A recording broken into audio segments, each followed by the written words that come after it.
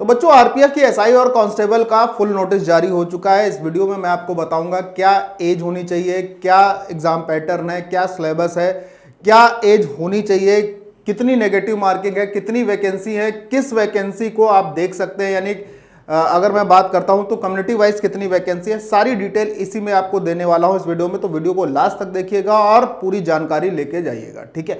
इसमें मैं दोनों ही चीजों को आपको बताऊंगा, एसआई के लिए भी और कांस्टेबल के लिए भी। तो चलिए शुरुआत कर लेते हैं। सबसे पहले देखिए, central employment notice number RPF के लिए दिया हुआ है 01/2024 और ये जो बात है ये है रिक्रूटमेंट ऑफ सब इंस्पेक्टर के लिए। किसके लिए? रिक्रूटमेंट ऑफ सब इंस्पेक्टर यानी एसआई के लिए। अगर बात करें तो ओपनिंग डेट ऑफ एप्लीकेशन है 15/4/2024, यानी कि 15 तारीख से इसके एप्लीकेशन को आप कर सकते हैं, भरने का फॉर्म शुरू कर सकते हो। और अगर बात करें कब तक ये फॉर्म भर सकते हैं आप, तो 14 मई 2024 तक ये फॉर्म भर सकते हैं। अगर आगे की बात कर लेता हूं तो यहां पर सब इंस्पेक्टर की जो पोस्ट है वो किस लेवल की है, उसमें कितनी वैकेंसी है, इसका पे बैंड क्या होता है, ये जानकारी भी मैं आपको दे देता हूं। तो ये पोस्ट है सब इंस्पेक्टर की। पे लेवल की बात करें तो 7th पे लेवल यानी लेवल 6 की जॉब है। इसमें 7th पे लेवल जो 7th सीपीसी है वो इसमें अप्लाई होगा।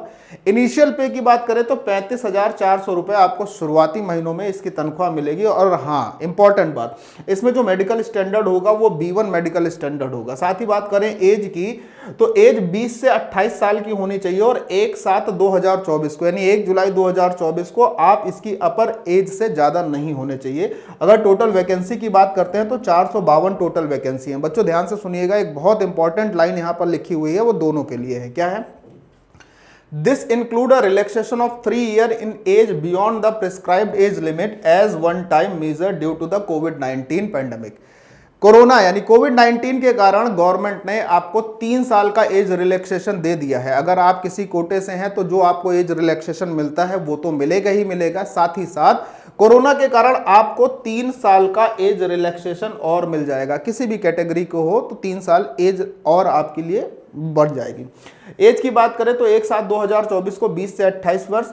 इसका अगर संपूर्ण डिटेल आपको देखनी है तो आपको पैरा नंबर 5.1 पढ़ना पड़ेगा और ये नोटिस मैं आपको टेलीग्राम चैनल पर फुल डलवा दूंगा, दोनों के लिए ही, एसआई के लिए भी और कांस्टेबल के लिए। तो बच्चा यहां पर बात हो गई सब इंस्पेक्टर भर्ती परीक्षा के लिए यानी आरपीएफ की, सब इंस्पेक्टर। अब मैं बात कर लेता हूं कांस्टेबल भर्ती परीक्षा में क्या है चीजें।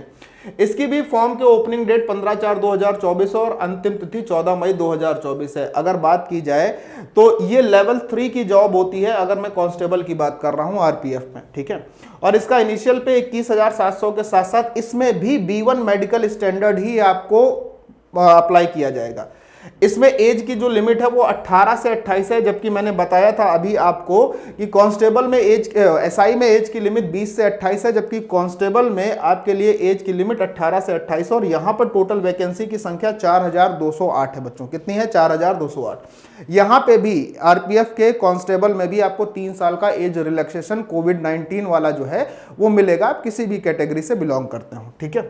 चलिए आगे की बात कर लेते हैं। बाकी सारी जानकारी जो है वो दोनों में ही एक जैसी है, जहां पर अलग है वहां पर मैं आपको वो जानकारी प्रदान करूंगा। देखिए सबसे पहले बात कर लेते हैं, देखिए समझिएगा।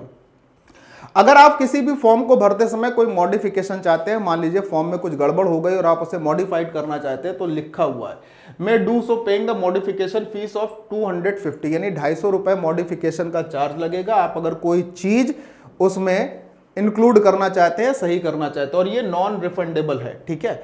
ये तारीख जो है वो 24/5/2024 तक है, यानी 15 मई 2024 से लेकर 24 मई 2024 तक आप उसका मॉडिफिकेशन यानी संशोधन कर सकते हैं फॉर्म का।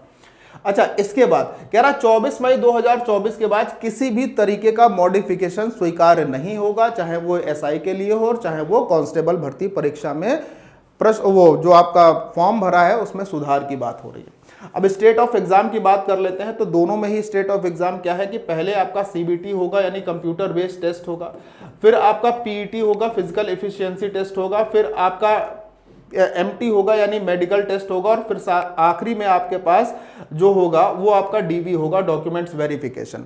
डॉक्यूमेंट्स वेरिफिकेशन के बाद आपको एक मेडिकल स्टैंडर्ड टेस्ट से गुजरना पड़ेगा और वो B1 प्रकार का मेडिकल स्टैंडर्ड टेस्ट होगा। चलिए आगे बात करते हैं नेगेटिव मार्किंग की। तो याद रखना दोनों में ही 1/3 की नेगेटिव मार्किंग है, 1/3 की नेगेटिव मार्किंग होगी। अच्छा, अब आप समझिएगा एक बहुत इंपॉर्टेंट पॉइंट यहां पर रखा गया है, इसको बहुत ध्यान से समझ लीजिएगा। Candidate who submit more than one application against the CEN, यानी इस एडवर्टीजमेंट में अगर आप एक से ज्यादा एप्लीकेशन डालते हैं तो rejected and will be debarred from the future examination of RRB railway recruitment cell.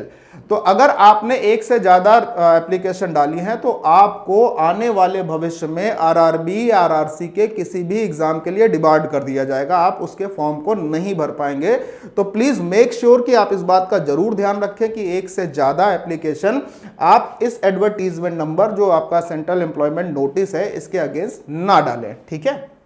देखिए, candidates who are attempting submitting multiple application with the minor changes of information, जैसे कई बार बच्चा होता है ना कि छोटे छोटे चेंज करके वो एक से ज्यादा एप्लीकेशन डाल देता है, तो आप ऐसा बिल्कुल ना करें, नहीं तो आपका फॉर्म तो रिजेक्ट होगा ही और आप भविष्य में किसी भी RRB RRC के फॉर्म को नहीं भर पाएंगे, दोनों के लिए, SI के लिए भी और कांस्टेबल के लिए भी। अगली बात पर हम लोग लेके चलते हैं, तो यहां पर बात है हमारी एज रिलैक्सेशन के लिए। देखो जरा बच्चे, ये दोनों के लिए ही, SI और कांस्टेबल के लिए। अगर आप SC या ST कैंडिडेट से बिलोंग करते हैं तो आपको 5 साल का एज रिलैक्सेशन तो मिलता ही मिलता है, प्लस कोरोना के कारण 3 वर्ष का एज रिलैक्सेशन आपको यहां पर और इंक्लूड होगा।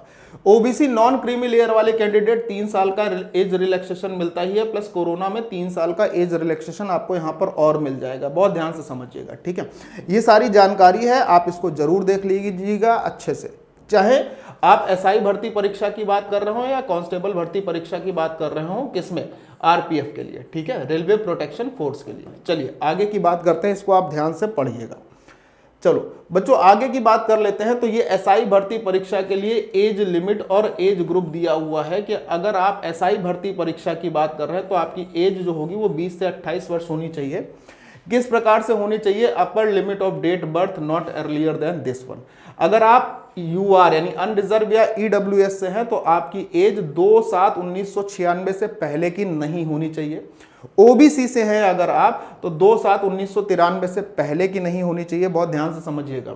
SC ST कैटेगरी में है तो 2/7/1991 से पहले की नहीं होनी चाहिए। एज रिलैक्सेशन हमेशा अपर एज लिमिट में मिलता है, लोअर एज लिमिट पे नहीं, यानी इससे पहले के आप हैं तो अगर आप फॉर्म फिर नहीं भर पाएंगे, आपको अपर एज लिमिट में एज का रिलैक्सेशन मिलता है। और कोरोना के कारण जो 3 वर्ष का एज रिलैक्सेशन मिल रहा है वो भी अपर एज लिमिट में ही मिलेगा, ठीक है। Lower limit of date of birth not later than this, 1/7/2004 के बाद के आप नहीं होने चाहिए, 1/7/2004।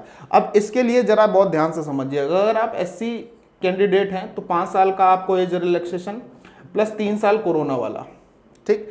अगर आप OBC नॉन क्रीमी लेयर हैं तो 3 साल एज रिलैक्सेशन प्लस 3 साल कोरोना वाला, ठीक है। बात को ध्यान से समझ लीजिएगा, डिटेल अच्छे से समझ लेना बच्चा, ठीक है। चलिए आगे की बात करते हैं। तो एक इंपॉर्टेंट पॉइंट यहां पर है कि एग्जामिनेशन फीस सर कितनी लगेगी, कितना रुपए हमें फॉर्म भरने के लिए देना पड़ेगा। सुनिए ध्यान से बच्चे, for all candidate except categories mention below out of the fees of 500 an amount of 400 shall be refunded duly the bank charges applicable on the appearing CB2। देखो बात को समझना बहुत ध्यान से, अगर आप अनरिजर्व कैटेगरी से हैं तो आपकी फीस है 500 रुपए, बहुत ध्यान से सुनिएगा। अगर आप SC ST ex serviceman female या माइनॉरिटीज से हैं किसी से तो आपकी फीस होगी 250 रुपए। बच्चों अब ध्यान से सुनना, अगर आप फीस में रिफंड चाहते हैं, जैसे जो 500 रुपए फीस देगा उसके लिए 400 रुपए का रिफंड हो जाएगा, ठीक है, और जो 250 रुपए फीस देगा उसका पूरा 250 रुपए रिफंड होगा। लेकिन लेकिन लेकिन बच्चों ध्यान से समझना, इसके लिए आपको इसका जो कंप्यूटर बेस्ड टेस्ट होता है यानी जो रिटन एग्जाम होगा उसमें अपीयर होना जरूरी है। आपने फॉर्म भरा, आपने रिटन एग्जाम नहीं दिया तो ये फीस रिफंडेबल नहीं है। अगर आप कंप्यूटर बेस्ड एग्जाम देंगे तभी आपकी ये फीस रिफंडेबल है। रिफंडेबल का प्रोसेस क्या है उस पर आगे आपको चीज को देखना होगा, ठीक है। चलिए देखिए नेक्स्ट आगे बात कर लेते हैं, रिफंड ऑफ एग्जामिनेशन फीस किस प्रकार से रिफंड करना है। तो आपको जब आप फॉर्म भर रहे होंगे तो उसमें क्लियरली बैंक का name, name of account number holder, जो अकाउंट जिस धारक है उसका सही नाम होना चाहिए, अकाउंट नंबर और IFSC code for receiving the refundable portion of their examination fee 400 और 250, ठीक है। The responsibility of furnishing correct bank account detail lies on the candidate. देखो साफ साफ इस RRB के नोटिफिकेशन में कहा गया है कि आप इस चीज के स्वयं जिम्मेदार हैं। अगर कोई डिटेल आप गलत भरते हैं तो इसके जिम्मेदार आप स्वयं होंगे, तो डिटेल मेक श्योर कि सही भरिएगा, ठीक है। चलो आगे की बात कर लेते हैं। देखो अब पीईटी की बात करते हैं तो सब इंस्पेक्टर भर्ती परीक्षा में मेल कैंडिडेट को 1600 मीटर की दौड़ करनी है 6 मिनट 3 सेकंड में, ठीक है। लॉन्ग जंप करनी है 12 फीट की, हाई जंप करनी है 3 फीट 9 इंच की मेल कैंडिडेट को। फीमेल कैंडिडेट की बात करें तो यहां पर इनके लिए समय का निर्धारण नहीं किया गया है, हाँ, लेकिन इनको 800 मीटर की रनिंग करनी है। फीमेल कैंडिडेट को 1600 नहीं 800 मीटर की रनिंग करनी है और वो 4 मिनट में करनी है। ये बात कर रहा हूं मैं सब इंस्पेक्टर भर्ती परीक्षा की। किसकी बात कर रहा हूं? सब इंस्पेक्टर भर्ती परीक्षा के लिए बात कर रहे हैं। फीमेल कैंडिडेट को 9 फीट की लॉन्ग जंप करनी है और 3 फीट की हाई जंप करनी है। बच्चों ध्यान से समझना। उसके बाद जब हम लोग पीएमटी में आते हैं, फिजिकल मेजरमेंट टेस्ट में आते हैं, तो ओबीसी ईडब्ल्यूएस यूआर कैटेगरी के लिए मेल की हाइट 165 सेंटीमीटर और फीमेल की 157 सेंटीमीटर होनी चाहिए। जबकि एससी एसटी के लिए हाइट जो है मेल कैटेगरी के लिए 160 और फीमेल के लिए 152।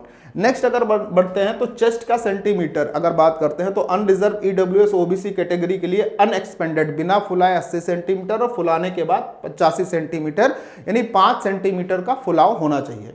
एससी कैटेगरी के लिए अगर बात की जाए, एससी और एसटी कैटेगरी के लिए अनएक्सपेंडेबल जो चेस्ट है वो 76.2 सेंटीमीटर और फुलाने के बाद 81.2 सेंटीमीटर होना ही चाहिए। गढ़वालीज, गोरखा, मराठा, डोगरा, कुमायूं और अदर कैटेगरी के लिए ये डिटेल है, ठीक है। अच्छा, एक इंपॉर्टेंट पॉइंट और ध्यान से सुनिएगा। जब आप 1600 मीटर या 800 मीटर की रनिंग कर रहे होंगे, male category 1600 meter, female category 800 meter, तो उसके लिए केवल आपको एक चांस मिलेगा। और बच्चा ध्यान से समझिएगा, लॉन्ग जंप और हाई जंप के लिए आपको 2 चांस मिलेंगे। कितने चांस मिलेंगे? 2 चांस, ठीक है। नेक्स्ट अगर हम बात करते हैं तो अब यहां पर जो हमारा फिजिकल मेजरमेंट टेस्ट है वो है कांस्टेबल भर्ती परीक्षा के लिए। किसके लिए है? कांस्टेबल के लिए। जरा गौर से समझिएगा और सुन लीजिएगा बहुत ध्यान से। बच्चों कांस्टेबल के लिए मेल कैटेगरी को 1600 मीटर की रनिंग करनी है 5 मिनट 45 सेकेंड में। वहीं पर फीमेल कैटेगरी को 800 मीटर की रनिंग करनी है 3 मिनट 40 सेकेंड में। मेल कैटेगरी की लॉन्ग जंप यहां पर 14 फीट होगी और हाई जंप 4 फीट होगी कांस्टेबल भर्ती परीक्षा के लिए। जबकि फीमेल कैटेगरी के लिए लॉन्ग जंप 9 फीट की है और हाई जंप 3 फीट के लिए, ठीक है।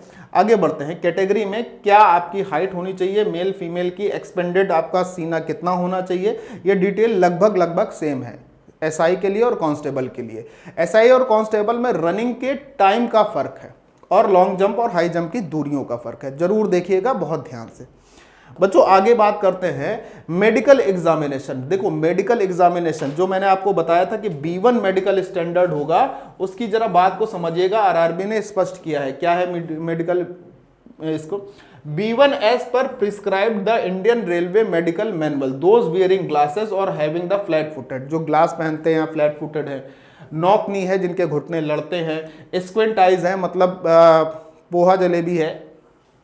स्क्विंट आइज पोहा जलेबी से मतलब मेरा ये है कि आंखों का जो दृष्टि है वो सेम नहीं होती है। कभी कभी देखा होगा आपने कुछ लोगों को, तो ये लगता है कि वो देख आपकी तरफ रहे हैं लेकिन एक्चुअली में वो आपकी तरफ नहीं देख रहे हैं, ठीक है। कलर ब्लाइंडनेस है और अदर कोई अगर बॉडली इन्फॉर्मिटीज है जो कि eligible not eligible for the appointment, वो एलिजिबल नहीं होगी, साफ साफ इसमें लिखा हुआ है। आगे बात कर लेते हैं कि सब इंस्पेक्टर कैटेगरी में जो वैकेंसीज है वो किस कैटेगरी की कितनी वैकेंसी है। देखिए बात करते हैं। टोटल 452 में अनरिजर्व की 157 है, एससी कैटेगरी की 57 है, एसटी की 28 है, ओबीसी की 104, ईडब्ल्यूएस की 38 और टोटल 384 वैकेंसी है मेल कैटेगरी में। फीमेल कैटेगरी में बात करते हैं। अनरिजर्व की 28 है, एससी की 10 है, एसटी की 15 है, ओबीसी की 18, ईडब्ल्यूएस की टोटल 68 वैकेंसी और ex serviceman 10% of the total vacancy का, यानी अगर टोटल 452 वैकेंसी है तो उसका 10% एक्स सर्विसमैन के लिए रिजर्व है। ये बात है सब इंस्पेक्टर भर्ती परीक्षा के लिए। अब हम बात करते हैं कि कांस्टेबल भर्ती परीक्षा में कितनी वैकेंसी है मेल की, कितनी वैकेंसी है फीमेल की और किस कैटेगरी की कितनी वैकेंसी है। बच्चों ध्यान से समझना। अनरिजर्व कैटेगरी में अगर मेल वैकेंसी की बात की जाए तो अनरिजर्व के लिए 1450, एसटी कैटेगरी के लिए, एससी कैटेगरी के लिए 536, एसटी के लिए 268, ओबीसी के लिए 966, ईडब्ल्यूएस के लिए 357, टोटल मेल वैकेंसी है 3577। जबकि अगर हम फीमेल वैकेंसी की बात करते हैं तो अनरिजर्व कैटेगरी की 256 है, एससी की 95, 47, 170, 63 और टोटल वैकेंसी इसकी देखें तो 631। जबकि एक्स सर्विसमैन के लिए यहाँ पे भी 10% वैकेंसी का एक हिसाब बना के रखा गया, यानी टोटल अगर बात की जाए जो वैकेंसी है उसका 10% 420 है, ठीक है। तो ये एक्स सर्विसमैन कैटेगरी के लिए रखी गई है। बच्चों हमारी एप्लीकेशन पर यानी माई पाठशाला की एप्लीकेशन पर आपको आरपीएफ के सब इंस्पेक्टर भर्ती परीक्षा और कांस्टेबल भर्ती परीक्षा के बैचेस जो है वो शुरू हो चुके हैं। हमारी एप्लीकेशन है माई पाठशाला एप्लीकेशन। तो आप लोग प्ले स्टोर से माई पाठशाला की एप्लीकेशन को डाउनलोड कर लीजिए और वहां पर इस बैच में आप जरूर क्या कर लें, इनरोल कर लें। देखिए सफलता सुनिश्चित करनी है तो आपको बैच एक ऐसा चाहिए जिसमें आपको अनुभवी टीचर्स के द्वारा सही मार्गदर्शन दिया जाए। तो मेरे ख्याल से ये एक ऐसा बैच होने वाला है जो आपको 100% इसकी सफलता में मदद करने वाला है, जिसमें आपको सारे सब्जेक्ट मिलेंगे, क्लास और क्वेश्चन की पीडीएफ मिलेगी। देखिए क्लास क्वेश्चन की पीडीएफ आपको किस प्रकार की मिलेगी, डबल कॉलम जो पीडीएफ है अगर मैं उसकी बात करता हूं तो इस प्रकार की पीडीएफ भी आपको मिल जाएगी। देखिए इस प्रकार की पीडीएफ आपको मिलेगी, जैसे ये पीडीएफ है, इसमें हर सब्जेक्ट का आपका जो रहता है चीजें वो रहेंगी। जैसे आप ऊपर देख रहे हैं तो अभी साइंस है, ठीक है, इस प्रकार की पीडीएफ में साइंस है, बच्चों ध्यान से देखिएगा, ठीक है।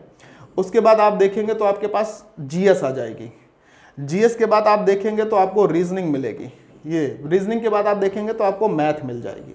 क्या मिल जाएगी? मैथ। तो इस प्रकार की डबल कॉलम पीडीएफ भी आपको यहां पर मिलने वाली है, बच्चों ध्यान से समझना।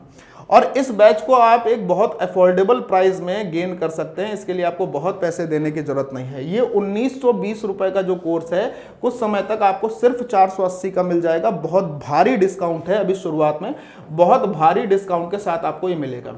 अब ये भारी डिस्काउंट आप ले कैसे पाएंगे, इसके लिए आप हमें दिए हुए नंबर 96 96 10 24 11 पर या 63 93 125 760 पर कॉल कर सकते हैं। किसी भी दोनों नंबर में किसी भी पे कॉल करिए और कॉल करने के बाद अगर आप ये बोलते हैं कि मैडम जी हमारा जो कूपन कोड होना चाहिए, वो कूपन कोड अगर आप क्या बोलते हैं कैपिटल A कैपिटल D 10, क्या बोलेंगे कैपिटल A कैपिटल D 10, तो आपको भारी डिस्काउंट के साथ ये आरपीएफ का कंप्लीट बैच मात्र और मात्र 480 रुपए में आपको मिल जाएगा। बहुत अफोर्डेबल दाम और इसमें बहुत अनुभवी टीचर्स के साथ आपको ये मार्गदर्शन दिया जाएगा और सफलता को सुनिश्चित किया जाएगा। बच्चों आपको वीडियो इंफॉर्मेटिव लगी है, चैनल को लाइक कर लीजिएगा, वीडियो को लाइक करने के बाद चैनल को सब्सक्राइब कर लीजिएगा और जो भी आपके डाउट हैं उसको कमेंट सेक्शन में जरूर डाल दीजिएगा, तो वो डाउट भी मैं आपके क्लियर कर दूंगा, ठीक है।